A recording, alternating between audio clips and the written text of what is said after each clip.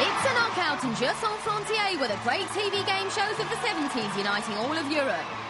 It's a knockout presented by Stuart Hall and the late Eddie Waring ran on the BBC for 20 years with game on but untrained and sometimes distinctly unathletic contestants recruited from all over Britain.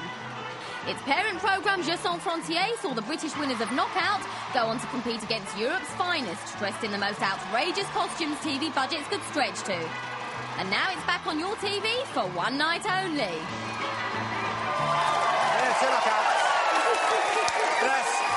And please welcome, onto the word couch, an icon. He's been named the greatest living Englishman, Mr. Stuart Hall.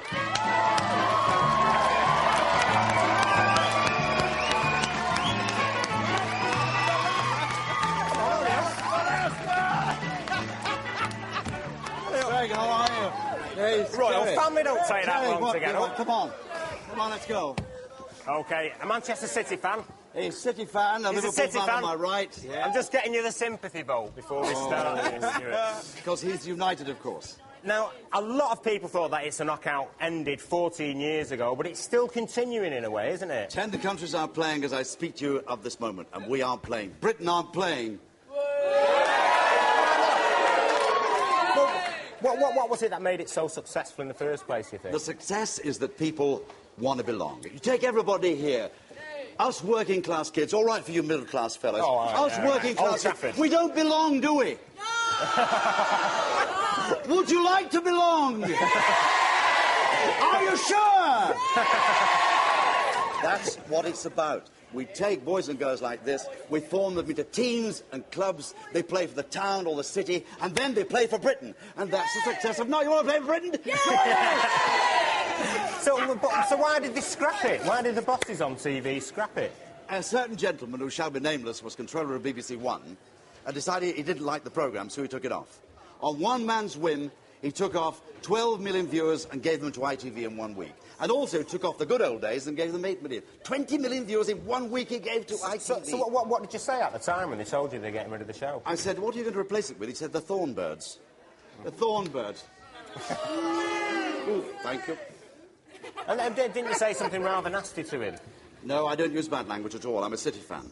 Oh, right, OK, well, that's fine. You've run out of words to use, that's it.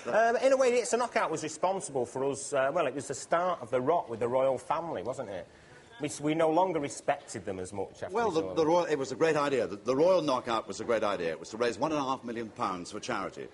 It was the brainchild of Prince Edward, who's a very clever, intelligent lad. He took it on board. We designed the whole knockout in Buckingham Palace on the back of an envelope, and unfortunately it fell foul to the press because a committee gave press accreditation to one newspaper, to the Daily Express. So the rest of the press decided to make war against the Royal Knockout. Had we not had that press war, the Royal Knockout would have been running year after year after year to raise £1.5 million for charity. It was a great idea, eh? It was a wonderful idea. Now... Oh, by the way, it's Prince Edward's birthday today. 31 today. Now, some of the games did look quite dangerous. Were they actually dangerous? They were very dangerous. I actually played one myself. I got my real comeuppance in Holland. Everybody says this to me. Did you actually play a game? I played a game. It was called dyke jumping. Listen, we can't say that on Channel 4. No, but the Dutch were celebrating 25 years of history. Their silver jubilee. And they said, would you take a challenge to play against the Dutch presenter, Mr. Dick Pasquier? It's a history lesson. I said, yes. Well, what's the game? And they said, right, you have a pole in the middle of a canal that's full of dead rats and weed and raw sewage, and you have to take a running jump at this pole and go to the other side.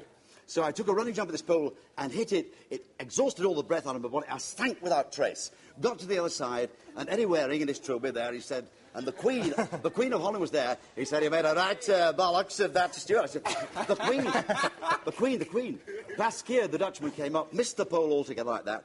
So it's my second turn. Case of champagne going live to Germany and to Holland. So I came up and I ran at the pole like the speed of Concorde. I hit the pole and I'm swaying to the other side. And they measured the distance you travelled. Come on, I want some support. Some support. So I'm there, and I'm in jubilati. I've won the game. Jubilati. Say jubilati. Jubilati! And again. Hey, come on, Stuart. They forgot to tell you the most important thing. Before you touch down, let go of the pole. I had it between my legs. The crown jewels shot to the throat. Eddie Waring comes in, the talking trouble. He says, as they say in the rugby league, Stuart, don't rub 'em, just count 'em. That's all I got. A pair of glowing testimonials for playing knockout. We want to get some more stories about It's a Knockout past, but if you thought It's a Knockout had disappeared from our TV screens, you're wrong, because here it is Friday night, and our Alan with our own It's a Knockout. Obviously, tonight I am only going to be playing the role of meta-compare. It would be rash for me to try anything more when in the shadow of a Meister. So please, ladies and gentlemen, give it up for Mr. Stuart Hall. Thank you. Thank you. Back to the old days now. Boys and girls, I have with me a pigeon who is slightly pregnant. Inside we have a 7-stone weakling. Give me a nice big ah. Ah. Who is the 7-stone weakling? Michael. Michael is the 7-stone weakling. His job is to impede the progress of 3 budgies. Leo is in the blue. Who is in the middle one in the yellow? Darren. Darren, and this is? John. You know what you have to do. You dive through the hoops. Follow me very carefully. You dive through the hoops, glissade through, you do a little belly roll, and then you come to your own particular nest, clad in tinsel as only the word can. In the nest, a balloon, and you have to burst it with your tummy. Then you make a run back round the outside of the matrix. You come back again. It's the fastest time for 3 balloons. Have we all got it? It is what? Let me hear it. Let me hear the cheers for the in the blue. Cheers for the blue. Yeah! Cheers for Darren in the yellow. Yeah! And for John in the green. Yeah! Right, stand by.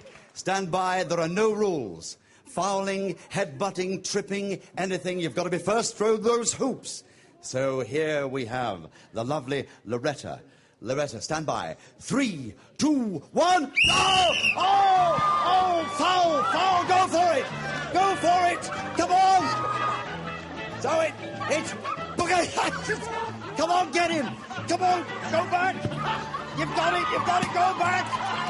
You're losing! Impede! Oh! So... Oh! Oh! Yes! Yes, they're catching up! Come on, pigeon! Impede, impede, impede! Get him! Get him! Get the bodybuilder! Yes! It's coming through! It's coming through! Come on! Come on! Oh! Oh, no, no! We haven't finished yet! Come on! Come on! Wait a minute! All right. We're going to have a playoff now to see who comes last. OK, it's the green and the yellows. We're going to have a playoff. A playoff against the pigeon to see who comes last. Nobody wants to come last. The secret of knockout is everybody wants to win. You're doing it for the freedom of Teddington. So, 3, 2, 1, and go! Go for it, go!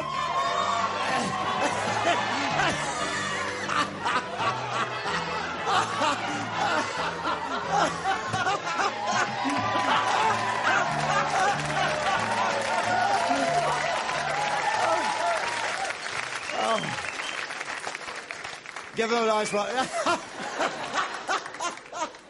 I'm afraid we have a double hernia of a budgie here. Come on, give him a big hand. Help him up. Help him up. Come on.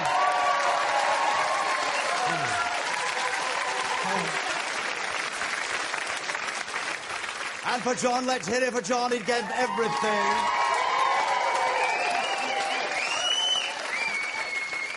And finally for the pigeon. The pigeon. Come on. No. Yeah. And now we have the hero, but he had weight on his side, proving once again that weight and muscle can triumph over brain. Over brain. Give him a nice big boo. It's a Black Knight boo. Give him a boo. Come on. Boo. Boo. Take it off then. Take him off. He is the champion, undisputed champion of knockout and the world. I give you Leo. Here he is.